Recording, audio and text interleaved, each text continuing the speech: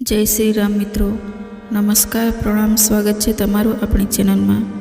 મિત્રો, આજની કહાની છે અંતિમ સંસ્કાર પહેલાં પિતાનો નિર્ણય।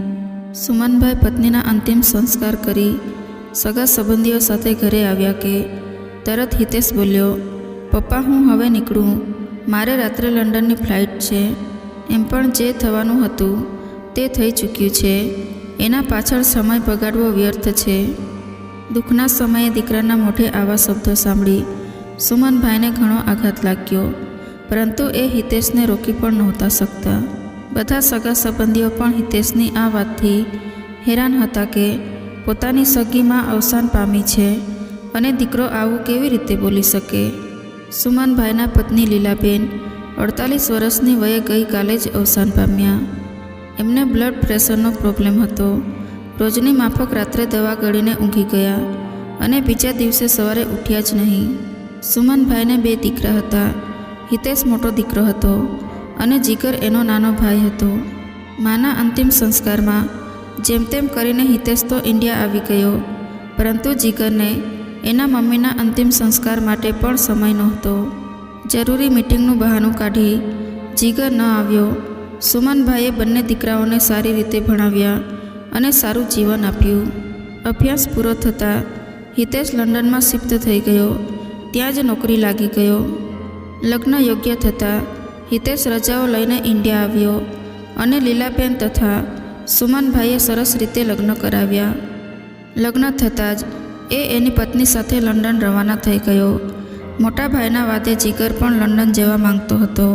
હિતેશની જેમ એના પણ લગ્ન થયા કે થોડા દિવસોમાં એની પત્ની સાથે લંડન ચાલ્યો ગયો। આ બાજુ સુમનભાઈ અને લીલાબેન આખા ઘરમાં એકલા પડી ગયા હતા। એમના દીકરાઓને એ બળજબરીથી એમના સાથે ઇન્ડિયા રહેવા કહી પણ નહોતા શકતા। સંતાનોની ખુશીમાં એમની ખુશી હતી।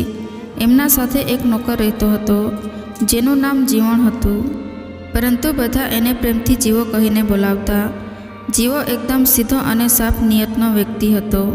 કોઈ પણ કામ આપવામાં આવે તો એ એકદમ સરસ રીતે પૂરું પાડતો। પોતાના માલિક સાથે એ એકદમ વફાદાર હતો। લીલાબેનના અંતિમ સંસ્કાર થયા બાદ હિતેશ તો તરત લંડન માટે નીકળી ગયો અને બીજા દિવસે રોકાયેલા બધા સગા સંબંધીઓ પણ એમના ઘરે રવાના થયા। આખું ઘર એકદમ ખાલી થઈ ગયું। લીલાબેનના અવસાન પછી સુમનભાઈ સાવ એકલા પડી ગયા હતા। અમુકવાર બંને દીકરાને ફોન કરતા તો સામે એવો જવાબ મળતો કે પપ્પા હમણાં ટાઈમ નથી, પછી વાત કરું।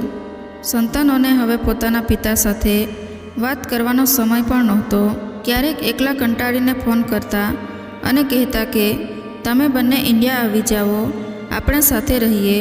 આખું ઘર ખાલી લાગે છે, એકલું લાગે છે, પરંતુ બંને દીકરાઓ તો વિદેશના મોજ શોખ અને ત્યાંના જીવનમાં રંગાઈ ગયા હતા। એ ક્યાં એ બધું છોડીને અહીં પિતા પાસે રહેવા આવવાના હતા। સુમનભાઈ જેટલી વાર ફોન કરતા તો દરેક વખતે એમને એ જ જવાબ મળતો કે હવે અમે ઇન્ડિયામાં ના રહી શકીએ, ત્યાં અમને ન ફાવે। સમય જતાં સુમનભાઈ બધું સમજી ગયા અને એમણે પણ દીકરાઓને ફોન કરવાનું ટાળી દીધું। દીકરાઓ તરફથી તો ક્યારેય ફોન આવતો જ નહોતો। સુમનભાઈ પોતાના મનની વાતો અને દુઃખ એક ડાયરીમાં લખતા કે લીલા તું તો મને મૂકીને ચાલી ગઈ, આ ઘર આખું ખાવા દોડતું હોય એવું લાગે છે। દીકરા વિદેશમાં પોતાના જીવનમાં વ્યસ્ત થઈ ચૂક્યા છે। એમના પાસે પિતા સાથે વાત કરવાનો પણ સમય નથી। આમ લખતા લખતા ઘણીવાર એમની આંખો ભીંજાઈ જતી।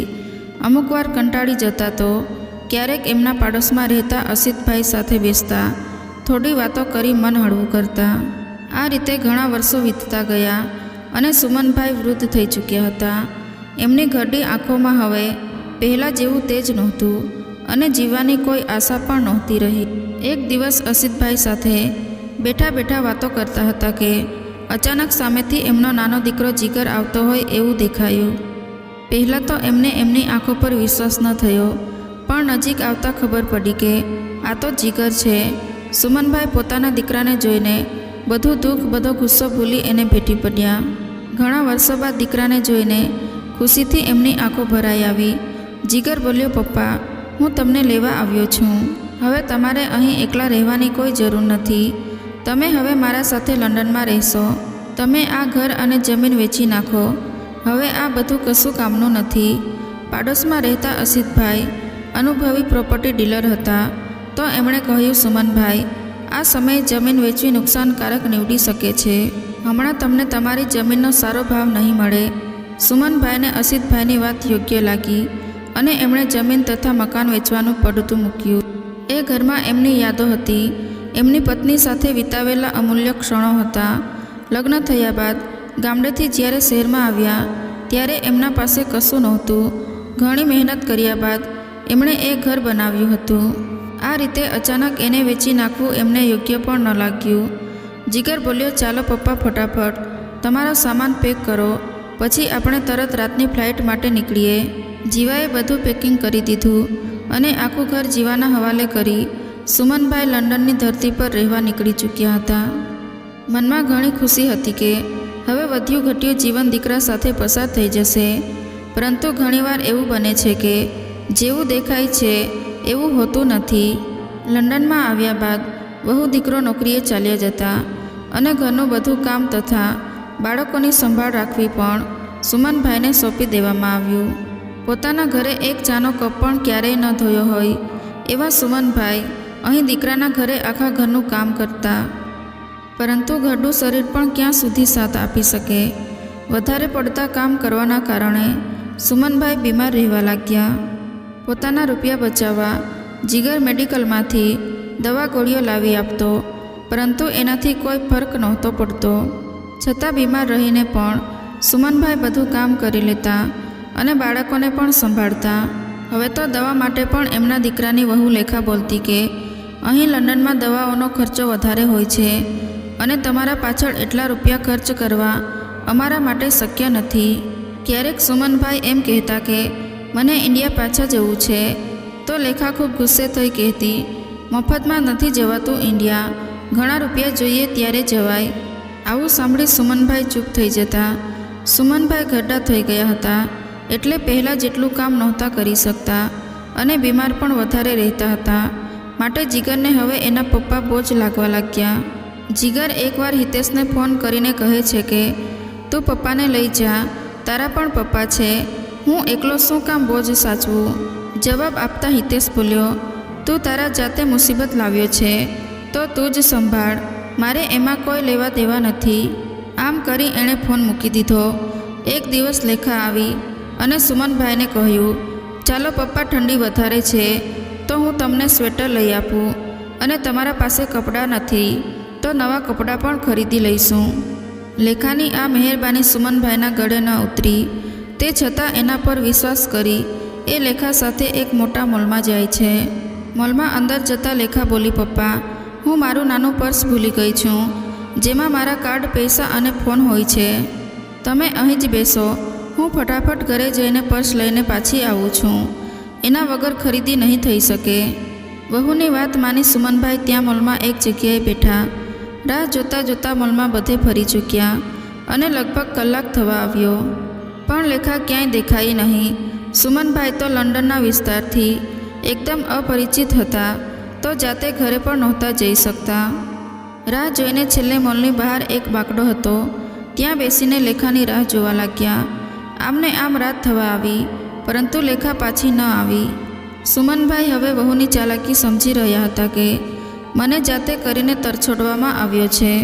બાકડા પર એક વૃદ્ધને બેઠા જોઈને ત્યાં અવર જવર કરતા બધા એમની સામે જોતા, પરંતુ એમની મદદ માટે કોઈએ ન પૂછ્યું. છેલ્લે ત્યાંથી ઊભા થઈ સુમનભાઈ ચાલતા થયા અને થોડેક દૂર એક મંદિર નજરે પડ્યું. વિદેશમાં એક મંદિર દેખાતા જાણે કે કોઈ આપણું મળી ગયું હોય એવી એક સરસ અનુભૂતિ એમને થવા લાગી. મંદિરમાં જઈને ભગવાન સામે હાથ જોડી અશ્રુભીની આંખો સાથે સુમનભાઈ પોતાના દુઃખનું કારણ પૂછે છે. એવા તો કેવા કર્મો કર્યા છે કે મારા સાથે આ બધું થઈ રહ્યું છે.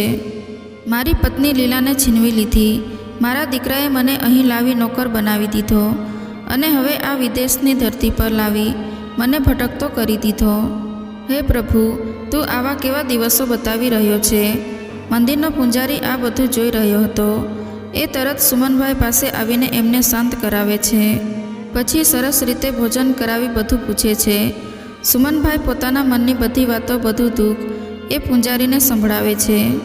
એમનું દુઃખ સાંભળી પૂંજારી બોલ્યો, કાકા, વિદેશમાં રહેતા દરેક દીકરા પોતાના મા બાપ સાથે એવું જ કરે છે. મા બાપને બોલાવી એમના સાથે રાખે છે અને આખા ઘરનું કામ એમના પાસે જ કરાવે છે. એમના માટે મા બાપ એક મફતના નોકર સિવાય બીજું કશું નથી. તમારા સાથે પણ એ જ થયું છે. જ્યાં સુધી મા બાપ ઘરના કામ કરી શકે ત્યાં સુધી એમને રાખવામાં આવે છે. પછી વૃદ્ધ થતાં મા બાપ બીમારીઓથી ઘેરાઈ જાય એટલે એમના દવાઓના ખર્ચામાં પણ વધારો થાય. માટે એ લોકો એમને આ રીતે ઘરની બહાર કાઢી મૂકે છે. પૂંજારીની વાત સાંભળી સુમનભાઈને દુઃખ સાથે ઘણું આશ્ચર્ય થયું. એમને પોતાના દીકરા સાથે લંડન આવવાના નિર્ણય પર અફસોસ થવા લાગ્યો. સુમનભાઈ પાસે ન તો ફોન હતો કે ના એમના પાસે ઘરનું સરનામું. પૂંજારી એમની મદદ કરે તો પણ કઈ રીતે કરે? થોડું વિચાર કર્યા બાદ પૂંજારી પોલીસને ફોન કરવાનું કહે છે. સુમનભાઈ બોલ્યા, આટલું બધું જાણ્યા બાદ હું મારા દીકરા અને વહુ પાસે પાછો જવા નથી માંગતો. એમણે પૂંજારીને કહ્યું કે હું ઇન્ડિયા પાછો ચાલ્યો જઈશ, પરંતુ ઇન્ડિયા જવા માટે એમના પાસે પૈસા પણ નહોતા. એમણે એમના કુર્તાના ખિસ્સામાંથી એક કોથળી કાઢી. એમાં થોડા રૂપિયા હતા અને કાગળિયા હતા. એક નાની ડાયરી પણ હતી. એમાં અગત્યના નંબર લખેલા હતા. એમણે કહ્યું કે મારા 2 દીકરા અને વહુનો નંબર આમાં હશે, પણ મારે એમના સાથે નથી રહેવું. હું એમના પ્રેમથી ધરાઈ ગયો છું. તમે મારા નોકર જીવાને ફોન કરી આપો તો તમારી ખૂબ મહેરબાની રહેશે. ડાયરીમાં ઘરના ટેલિફોનનો નંબર લખેલો હતો. એ ડાયરી પૂંજારીને આપી અને પૂંજારીએ ઘરના ટેલિફોનનો નંબર ડાયલ કર્યો. જીવાએ ફોન રિસીવ કર્યો કે તરત પૂંજારીએ સુમન કાકાને આપી દીધો. ઘણા સમય પછી માલિકનો અવાજ સાંભળી જીવો ખુશ થઈ ગયો અને એક સાથે ઘણા પ્રશ્નો પૂછી નાખ્યા. માલિક, તમારી તબિયત કેવી છે? તમે જમવાનું સમયસર ખાવ છો? તમે પાછા ક્યારે આવશો? તમારી ખૂબ યાદ આવે છે, વગેરે વગેરે. આટલા સમય બાદ કોઈના મોઢેથી આટલા પ્રેમના શબ્દો સાંભળી સુમનભાઈ ઘણા ખુશ થયા. પછી એમણે જીવાને કીધું કે અસિતભાઈને કહીને મારા માટે ઇન્ડિયા આવવાની ટિકિટ બુક કરાવી દેજે. મારે ઘરે પાછું આવવું છે. માલિક પાસેથી આવું સાંભળી એ બોલ્યો, હા માલિક, એ તો ખુશીની વાત છે કે તમે ઘરે પાછા આવો છો. હું બધો બંદોબસ્ત કરી દઈશ. જીવાને ગામમાં એક જમીનનો ટુકડો હતો. એણે એ જમીન ગીરવે મૂકી રૂપિયા લીધા. પછી અસિતભાઈ પાસે જઈને બધી વાત કરી. જીવાએ એમને રૂપિયા હાથમાં આપ્યા અને કહ્યું કે તમે માલિક માટે ટિકિટ બુક કરાવી દો. રૂપિયા જોઈને અસિતભાઈએ પૂછ્યું કે આટલા રૂપિયા તું ક્યાંથી લાવ્યો? જીવાએ કહ્યું, એ તો મેં મારા ગામની જમીનનો ટુકડો ગીરવે મૂકીને રૂપિયા લીધા છે. હું મારા માલિક માટે એટલું તો કરી શકું છું. મારા મમ્મી બીમાર હતા ત્યારે એમણે મારી ખૂબ મદદ કરી છે. મારા પર માલિકના ઘણા અહેસાન છે. હવે મારો વારો છે એને ચૂકતે કરવાનો. જીવાની વાત સાંભળી અસિતભાઈ બોલ્યા, વાહ જીવા, તારા જેવો ઈમાનદાર અને દરિયાદિલ નોકર મને પણ મળ્યો હોત તો ઘણું સારું હતું. ત્યારબાદ અસિતભાઈએ સુમનભાઈ માટે ઓનલાઈન ટિકિટ બુક કરાવી દીધી. પૂંજારીએ લંડન એરપોર્ટથી એમને સારી રીતે ફ્લાઇટમાં બેસાડી દીધા. જતાં જતાં એમણે પૂંજારીનો ખૂબ આભાર માન્યો. જીવો તો માલિકના આવવાની ખુશીમાં વહેલો જ એરપોર્ટ પહોંચી ગયો હતો. માલિકને લઈને ઘરે આવ્યો અને એમની હાલત જોઈને એ ઉદાસ થઈ ગયો. સુમનભાઈ સાવ કમજોર અને બીમાર લાગી રહ્યા હતા. સુમનભાઈએ કહ્યું કે મારા બેંકમાંથી રૂપિયા ઉપાડી અસિતભાઈને આપી દેવાના છે. એવામાં અસિતભાઈ એમને મળવા આવ્યા અને બધી હકીકત જણાવી. આ બધું જાણીને સુમનભાઈને ઘણું આશ્ચર્ય થયું. એ વિચારી રહ્યા હતા કે મારા સગા દીકરા માટે હું બોજ સમાન હતો અને અહીંયા આ જીવો અજાણ્યો હોવા છતાં મારા માટે પોતાની જમીન ગીરવે મૂકી દીધી. સુમનભાઈની આંખોમાં આંસુ આવી ગયા અને એ તરત જીવાને ભેટી પડ્યા. બીજા દિવસથી જીવાએ એમની ખૂબ સેવા કરી અને એમની તબિયત સુધરવા લાગી. પરંતુ વધતી ઉંમરને કોણ રોકી શકવાનું હતું? એક દિવસ એવો આવ્યો કે સુમનભાઈ ખાટલે પડી ગયા. એમના બંને દીકરા તો એમને ભૂલી જ ગયા હતા. જીવો ઘરનું બધું જ કામ કરી લેતો. સુમનભાઈ ખાટલામાં જ બધું કરતા, છતાં એ બધી ગંદકી સાફ કરી લેતો. થોડા દિવસો બાદ એમનો અંતિમ દિવસ આવી ગયો અને એમણે એક કાગળ અને વસિયતનામું જીવાના હાથમાં મૂકી એટલું કહ્યું કે મારા અંતિમ સંસ્કાર પહેલાં આ કાગળ વાંચજે. એટલું કહી સુમનભાઈ અવસાન પામ્યા એમના બંને દીકરાને ખબર પહોંચાડવામાં આવી. મરતા પહેલાં એમણે વસિયતનામું તૈયાર કરાવી દીધું હતું.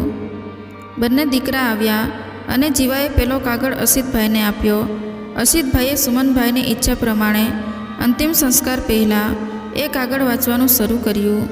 એમાં લખ્યું હતું કે હું મારા વસિયતનામામાં મારું ઘર મારા નોકર જીવાના નામે કરું છું અને મારા બેંક એકાઉન્ટમાં જે 1.5 લાખ રૂપિયા છે એ પણ એના નામે કરું છું.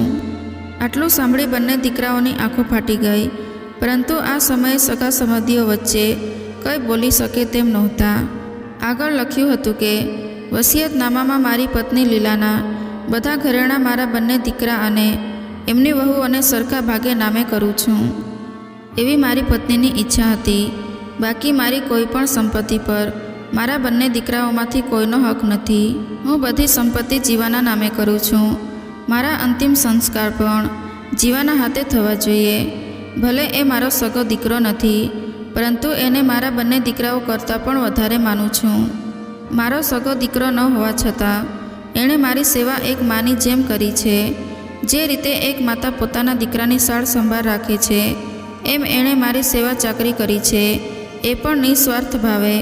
આ જીવન એણે મારા અને આ ઘર માટે ઘણું કર્યું છે. અસલમાં સંતાનનું સુખ તો મને જીવા દ્વારા જ મળ્યું છે.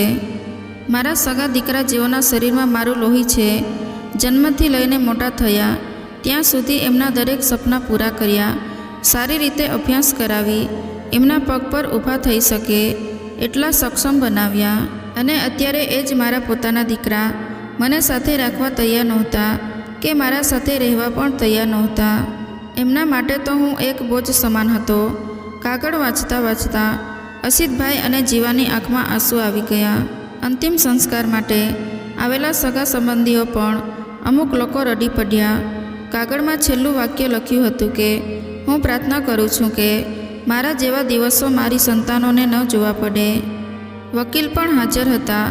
વસિયતનામામાં જોયું તો ઘરેણાં સિવાય બધી સંપત્તિ જીવાના નામે હતી. હિતેશ અને જીગર બંનેની આંખમાં આંસુ હતા, પરંતુ એમના કરેલા પાપના કારણે એ કોઈની સામે જોઈ નહોતા શકતા. મા બાપ પોતાના સંતાનોને એમના સારા ભવિષ્ય માટે એમને વિદેશ ભણવા મોકલે છે, નોકરી કરવા મોકલે છે, અને એ જ સંતાનો એમના ઘડપણમાં દુઃખનું કારણ બને છે. તો મિત્રો, આજની કહાની કેવી લાગી તે કમેન્ટ કરીને જરૂર જણાવજો.